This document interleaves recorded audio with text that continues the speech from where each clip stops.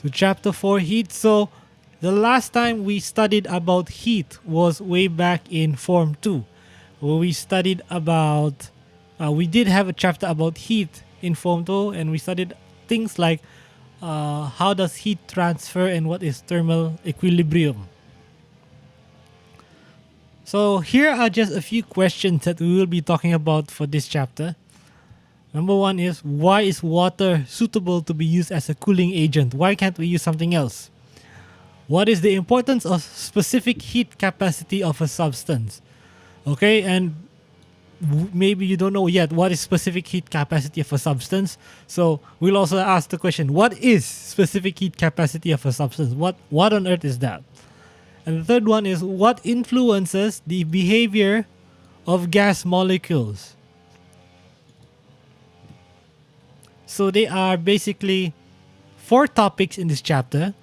Today we are going to be tackling 2 topics. So we'll be tackling topic 4.1, which is thermal equilibrium, and topic 4.2, which is specific heat capacity. And then later next week we'll probably spend the next 2 weeks on specific latent heat and on gas laws.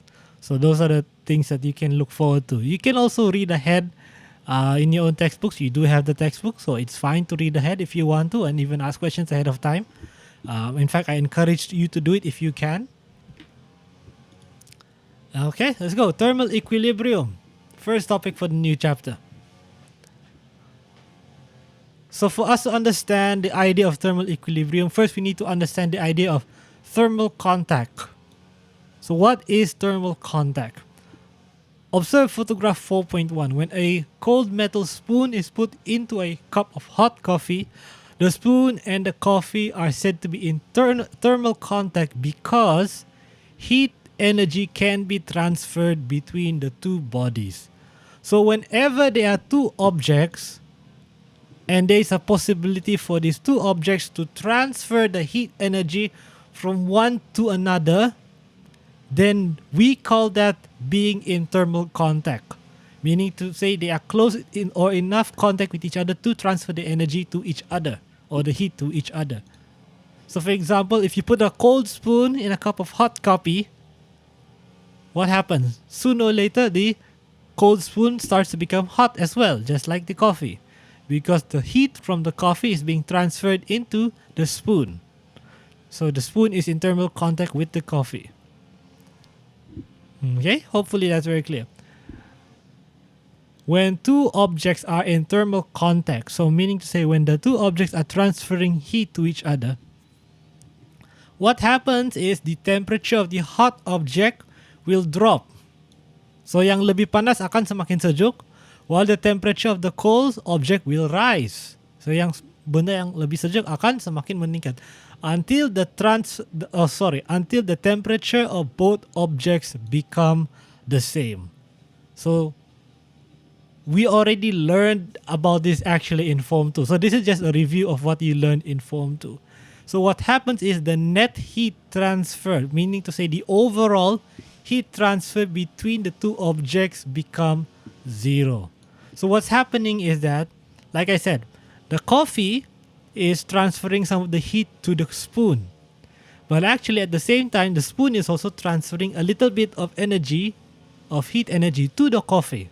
But because the coffee is hotter, the coffee will transfer more energy compared to the spoon. So the spoon will start to get hotter and hotter.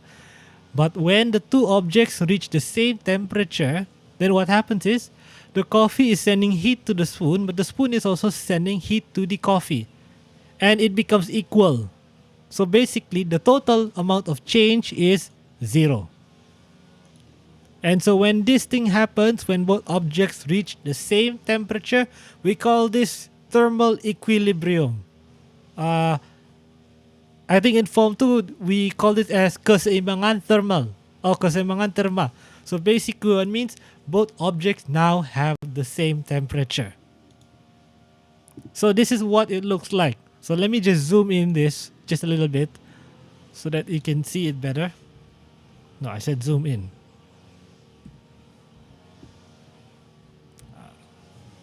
Oh, sorry. Let me change the view.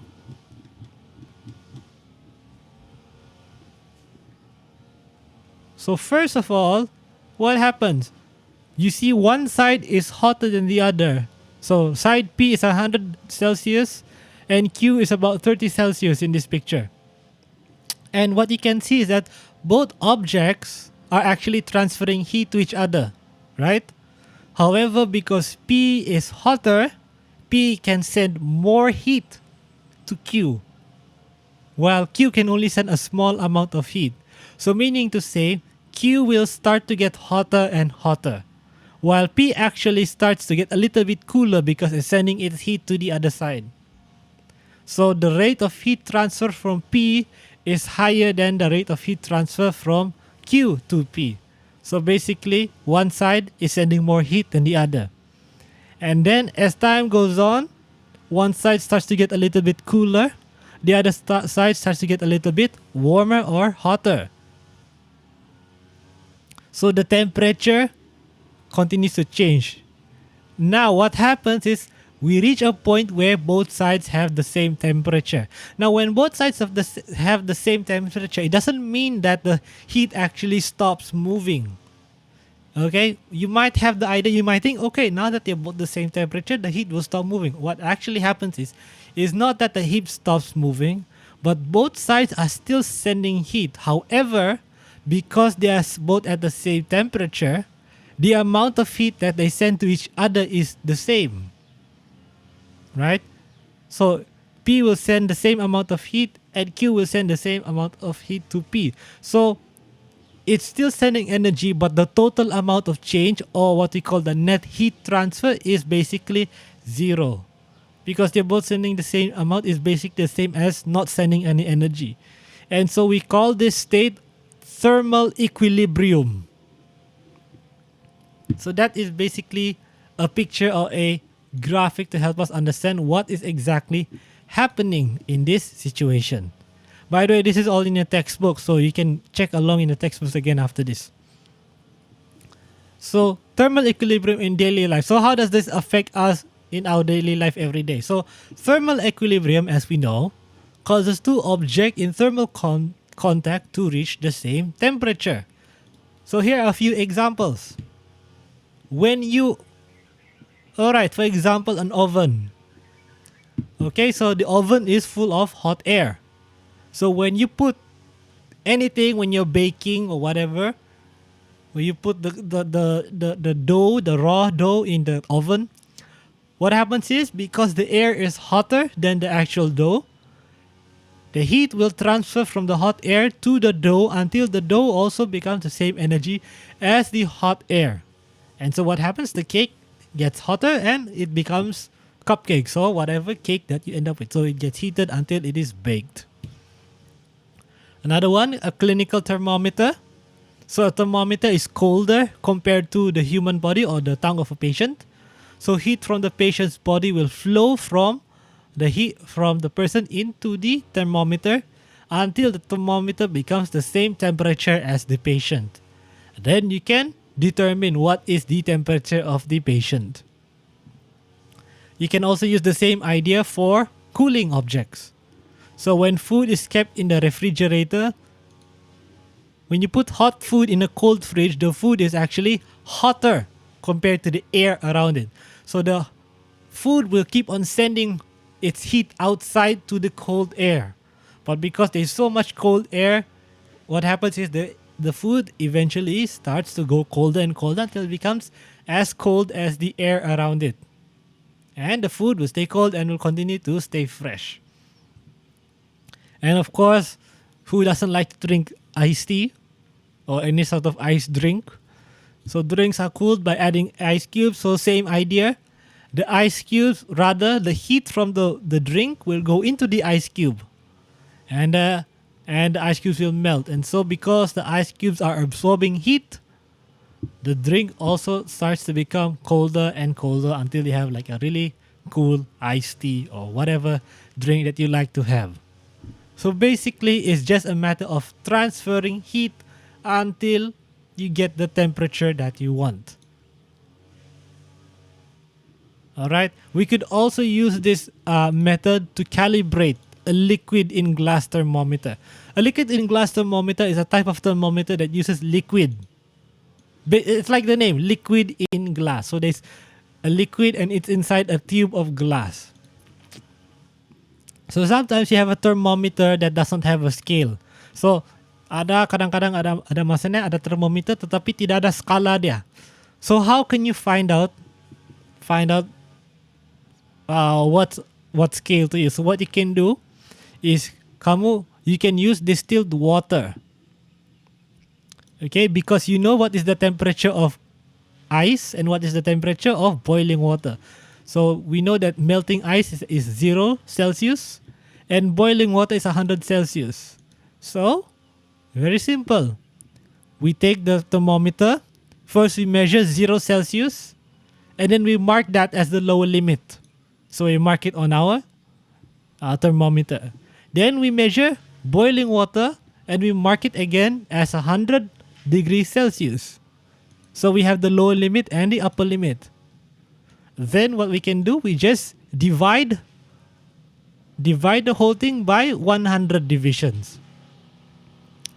Then we have a thermometer. So now we know we are able to measure from 0 until 100. So that's basically how all thermometers are calibrated based on these two things. Okay, so basically topic 4.1 is pretty much a review of the things that you have studied back in Form 2. Alright, with some new things added in. Alright, so any questions before we go to 4.2? The next topic? Okay, maybe no questions at the moment. If you have questions, you can just type it in the comments anytime. Alright, so specific heat capacity. What is specific heat capacity and how do we use it? So in this picture 4.2, we have two situations. If you've ever been to a beach, you may have noticed this. The sun heats up the sand and seawater at the same time. The sun is above the water and is also above the sand. So in theory, both the water and the sand should be receiving the same amount of heat from the sun. And it is. However, I'm sure you notice, if you compare those two things, the sand gets hot quickly. After a few hours, the sand starts to get really hot. But the seawater seems to continue to stay cool, even after many, many hours. And so the question is, why? Why is it that the hot sand gets hot faster compared to the water? Now, if this was Form 2, you might say something like, well, it's because sand is a heat conductor and water is a heat insulator. And that would be correct. That's not wrong. However, this is Form 4, and so we have to give a more detailed explanation as to why sand gets hotter faster and water gets hot slowly. Alright, so to explain this difference, we have a concept called heat capacity. So the question is, so what heat capacity is this idea.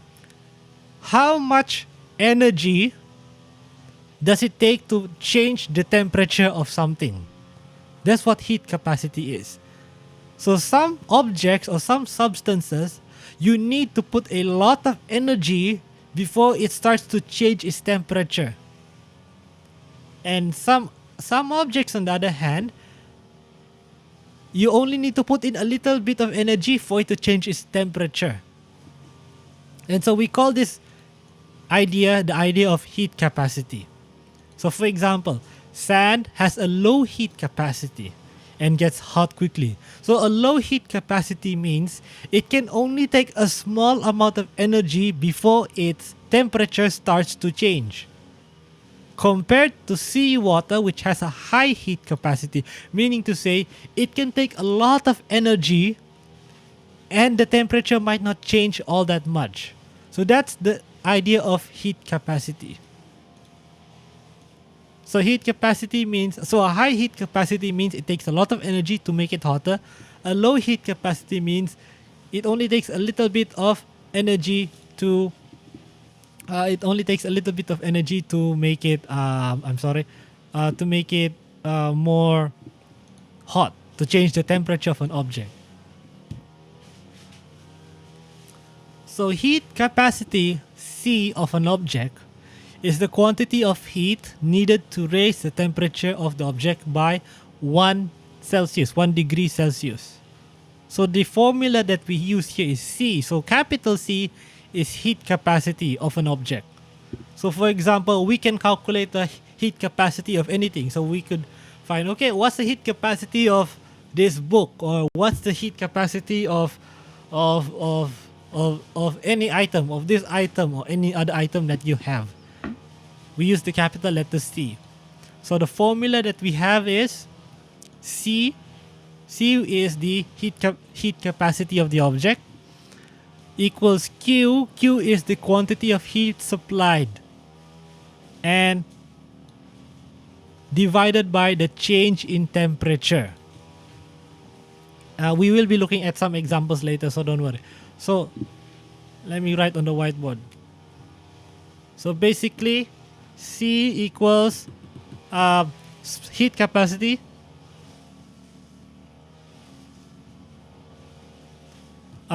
Q equals total energy or quantity of heat,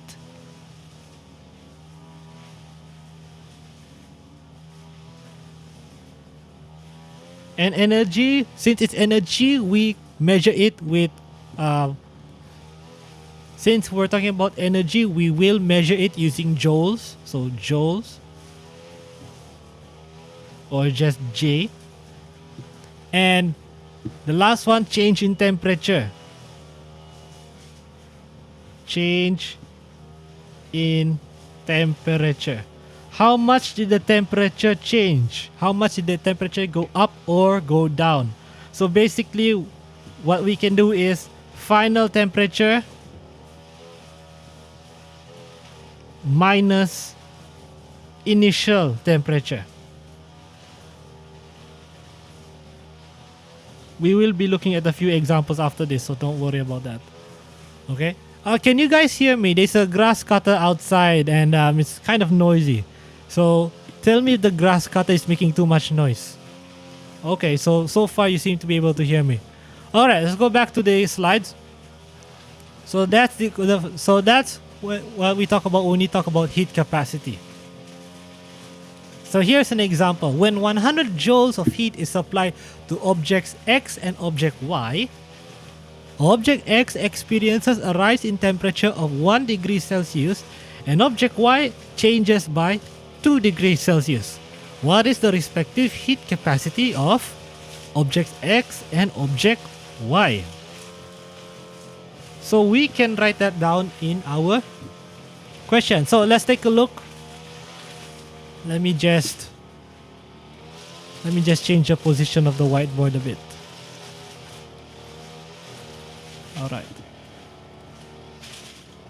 All right, so let's take a look at this question. So let's look at the information we have. So the temperature, so the formula that we're going to be using is this formula that we learned just now. So C equals total heat divided by change in temperature.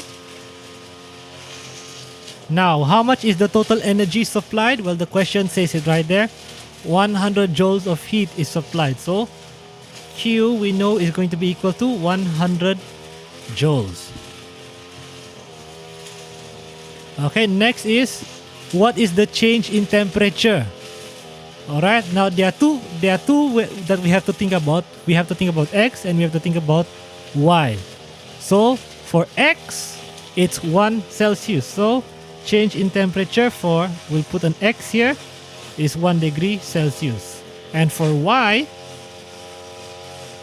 it equals 2 degrees Celsius. And so the question is, what are the respective heat capacities of object X and object Y? So now that we have all the information that we need for object X and object Y, we can calculate it. Yes. So yeah. Some of you have gone ahead and written the answer. Very good. I'll just go ahead and write it out. Write out the full solution. So let's look first for the heat capacity of object X. So the heat capacity of object X is 100 divided by 1. So you get a total of 100. Your unit is 100 joules per Celsius, per degree of Celsius. Meaning to say, to change the temperature by 1 Celsius, you need to give it 100 joules for that object. How about for Y? So Cy equals 100 divided by 2 degrees Celsius. You get the final answer of 50 joules per degree Celsius. So you can see that the two objects are different. So for object X, for every 100 joules, you add 1 Celsius. Okay. For object Y, you only need to add 50 joules to increase the temperature by 1 Celsius. So as you can see, different objects have different heat capacities. All right, let's go back there. Right, so this is the solution that we just did. I just showed it to you step by step. So if you were asked to compare the two objects, then you would compare it like this. So object X has a higher heat capacity than object Y. Therefore, the increase in object X is less than object Y.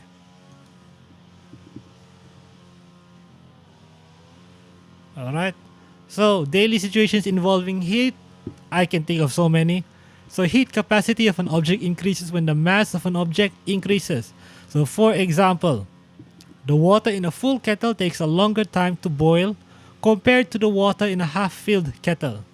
This shows that water of bigger mass has a higher heat capacity compared to water of smaller mass. So if you think about it, it makes sense. You know, a pot full of water is going to take longer to boil than a pot that's only half filled of water. Meaning to say, the more mass something has, the higher the heat capacity is. It makes sense, right? The bigger an object, the more heat it should be able to absorb without changing its temperature so much. So here are some examples. I know the picture is super small, but never mind. It's in your textbook. So for example, a big pot of soup is going to stay warm a lot longer, I should say, compared to a smaller pot of soup. All right. In a car, the dashboard of a car has a lower heat capacity compared to the cushion. So the cushion is gonna heat up slower compared to the dashboard. And at noon, there is a significant difference between the temperature of the cement and the temperature of the grass or the ground. So there is a difference in the heat capacity between the different objects. Now, we were just talking about heat capacity. So when I say heat capacity, I'm talking about a specific object. So I can say, what is the specific heat capacity of this cup? Or what is the specific heat capacity of this battery? Or all kinds of things. But sometimes we need to be more specific. See, the word heat capacity, it doesn't tell us how heavy the object is, or it doesn't tell us how much heat the object can absorb if it were bigger, for example.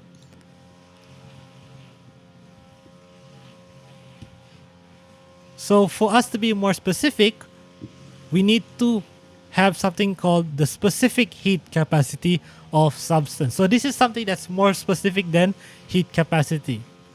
So here's an example of where you might need to know the specific heat capacity. So figure 4.9 shows a material engineer trying to choose a suitable metal as building material. He needs a material that does not heat up easily. Since the heat capacity of a material differs with its mass, he needs to make his choice based on specific heat capacity. So,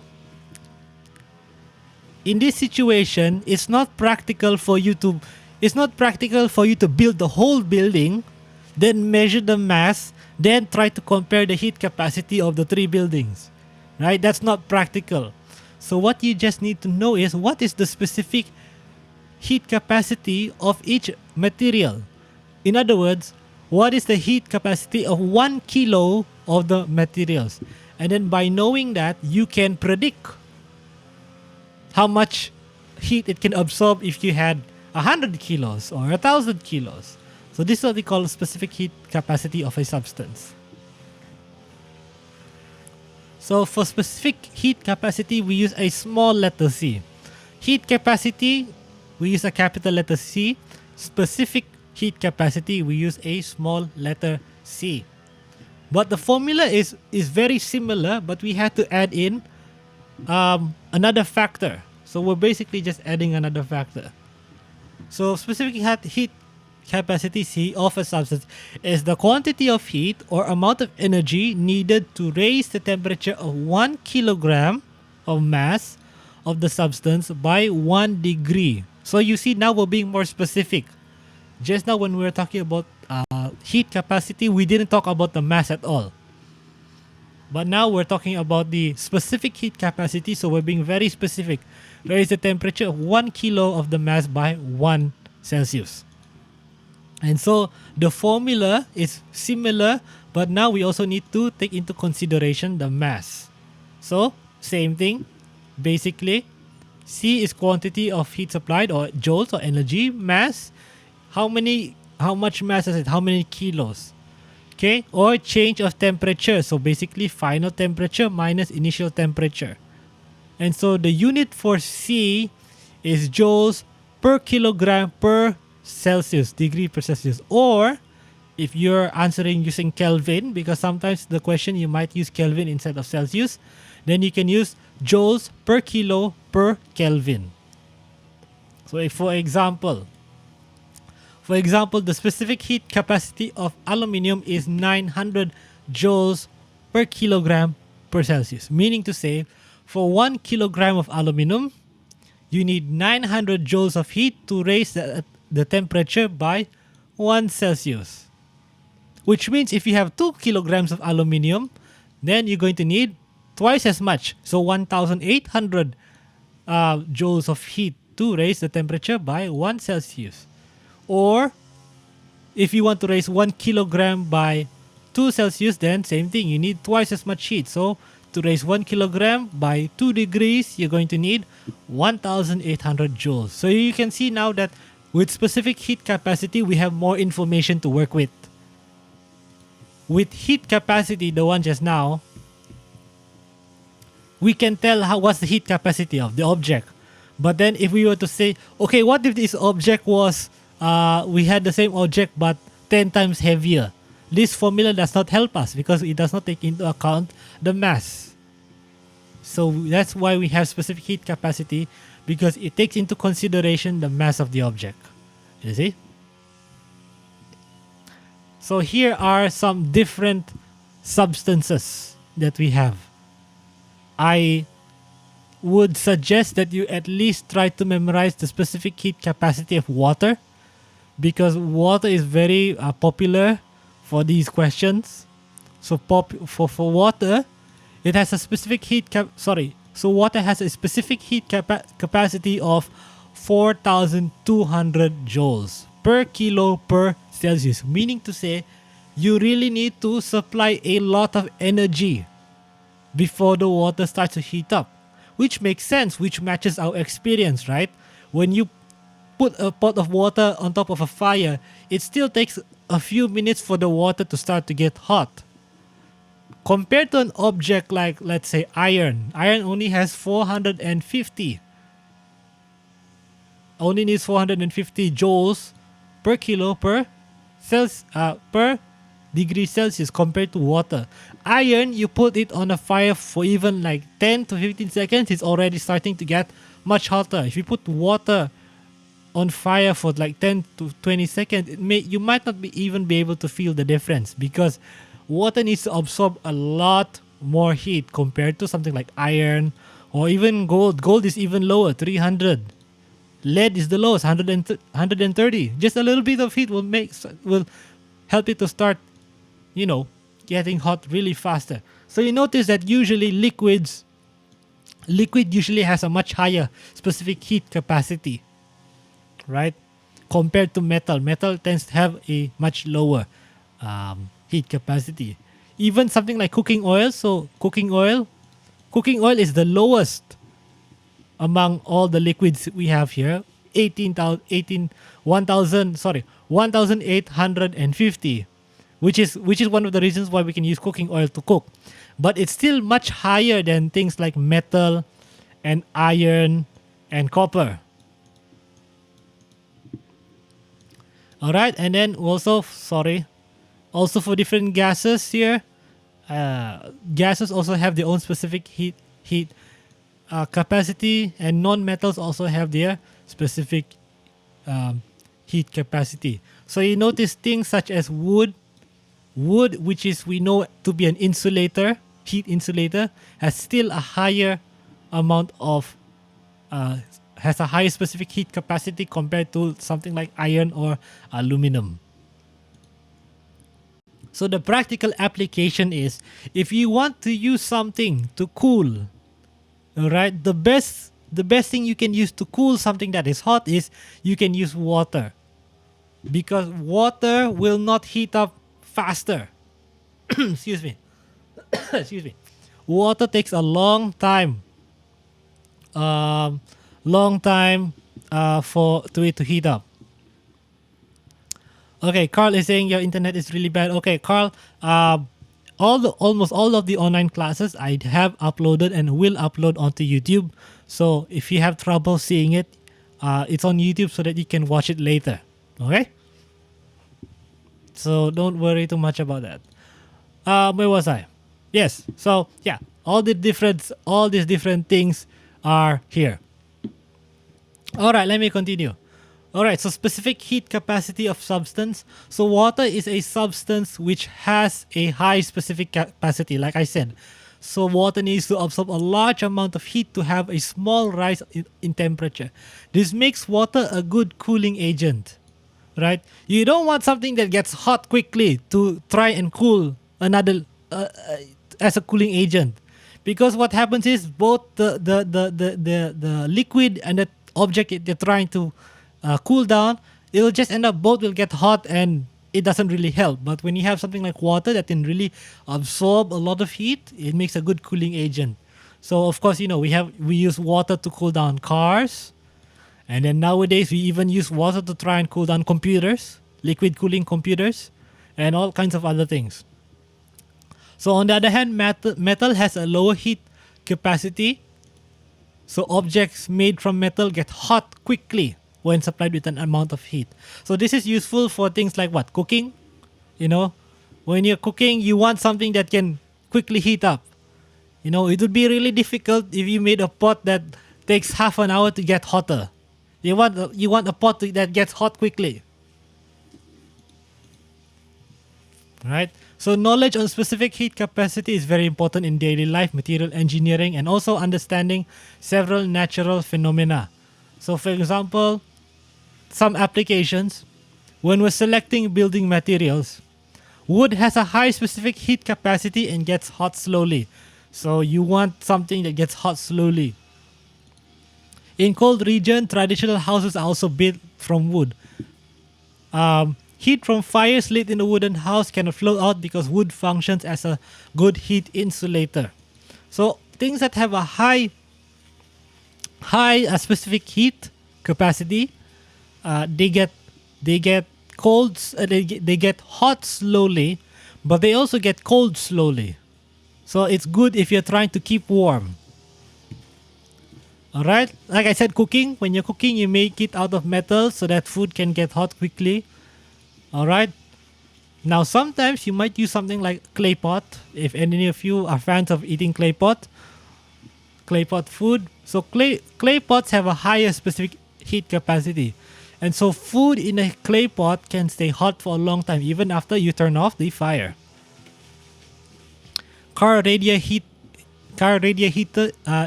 heater system You use water to cool down the engine because water has a high specific heat energy.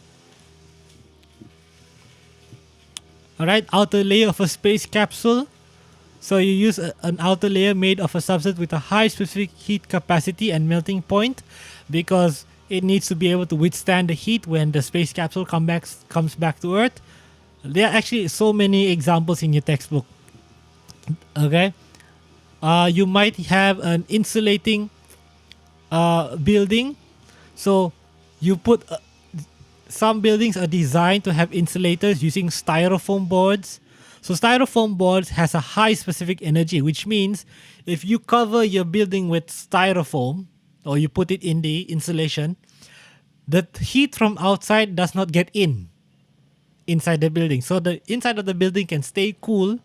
And even if you want to use air conditioning, you save energy because you don't need to use so much energy to try and cool down the inside of the building.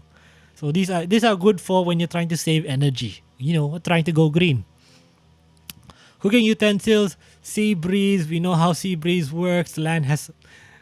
This is all stuff that you learn in geography. I'm not going to read every single one of them. Alright, so let's go to basically the most important part. So solving problems involving specific heat capacity. So,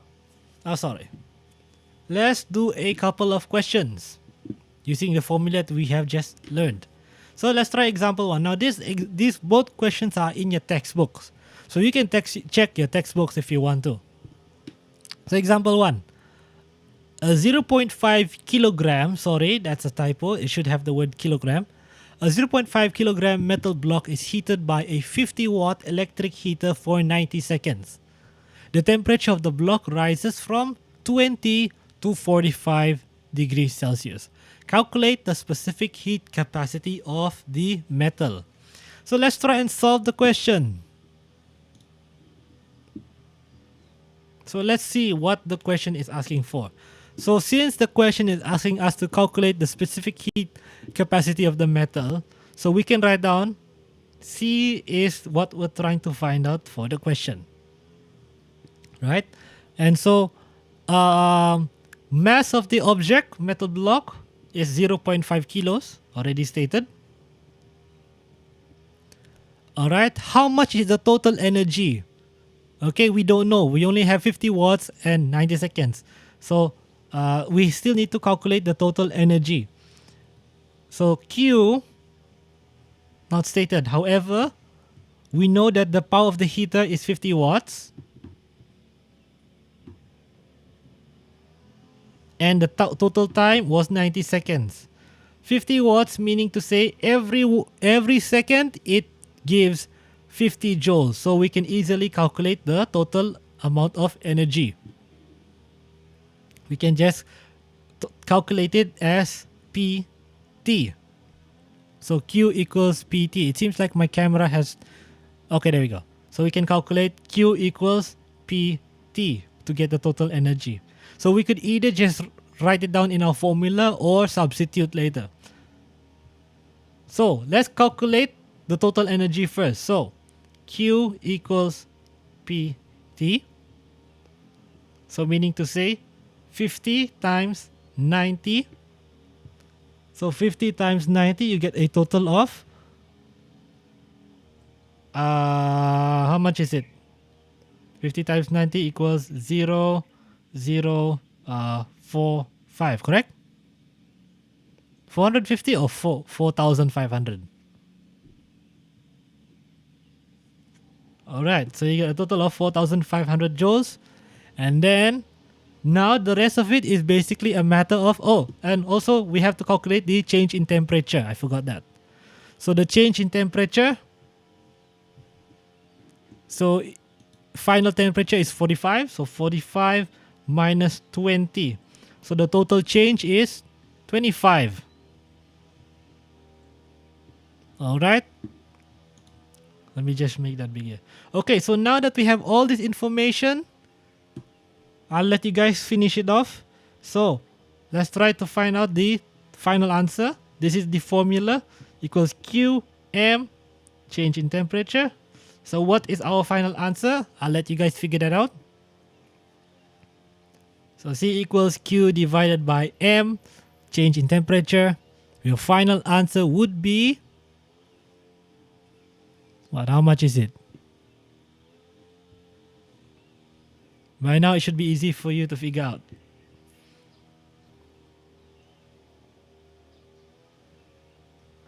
Are you sure? How much is the mass? Don't forget the mass.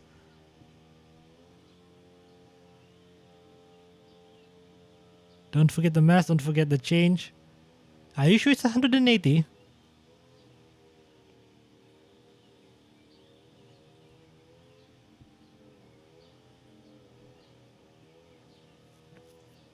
So 4,500 divided by 0.5 times 25.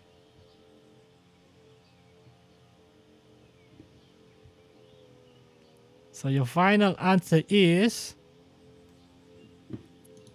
and so your final answer should be 360 joules per degree Celsius.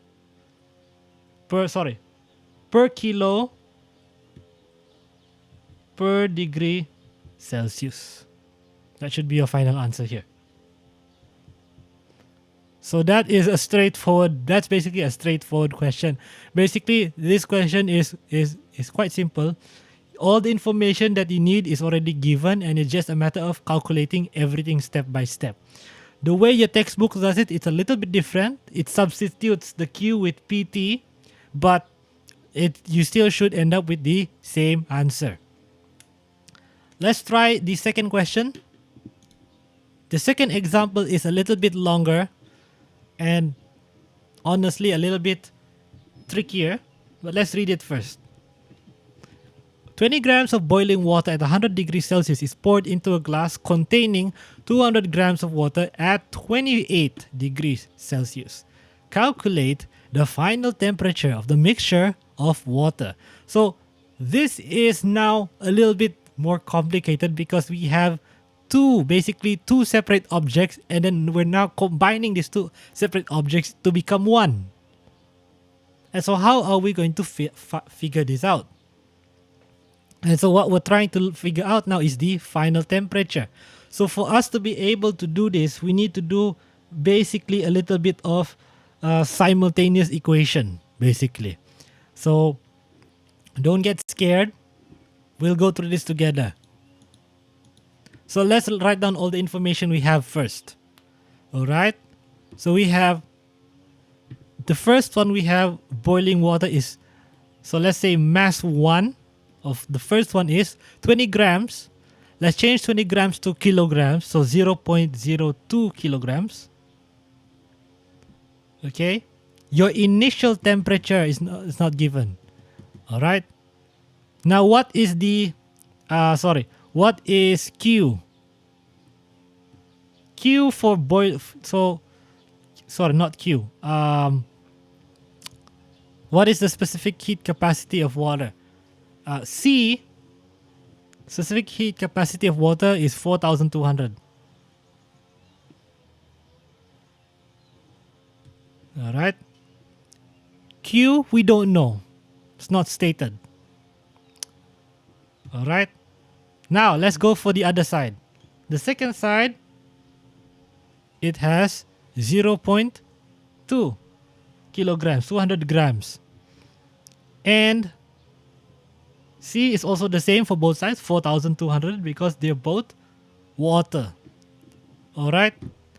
Final temperature, or this one, is not given. All right. We don't know the final temperature. What we do know is that the final temperature for both sides is the same. Right? Because when you mix it together, then the final temperature of both should end up being the same. So let's say final temperature. So let's just write it down as final temperature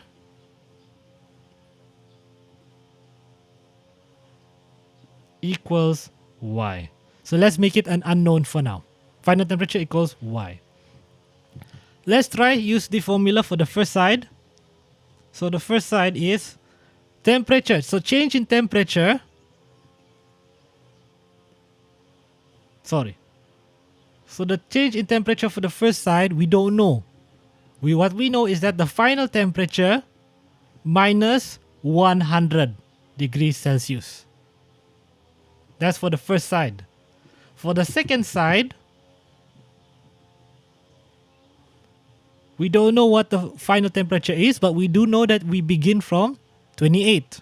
So we go 28. Sorry. So 28. Final temperature, it should be Y minus 28 degrees Celsius. Or actually, we could also do it, if we want to keep both sides positive, we could also do 100 minus Y on this side.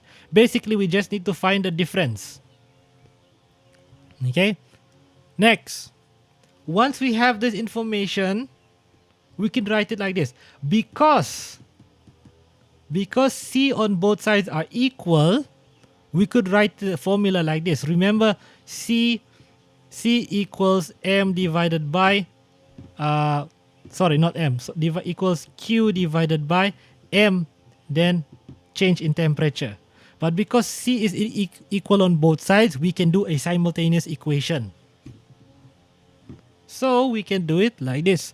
So we can do C1 equals C2. So basically, M on this side is 0.02. Change in temperature is 100 minus Y equals Q on the other side, 0.2 times Y minus 28. Right? Alright. Now that you've gotten this far, please tell me what is the value of Y.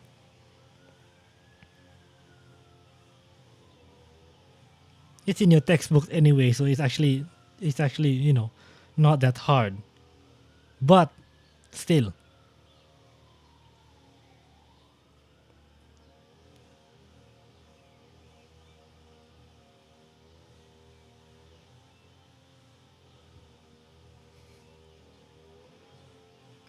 You could actually, I should also mention, you can cancel Q. Q is also going to be the same on both sides. I forgot to mention earlier.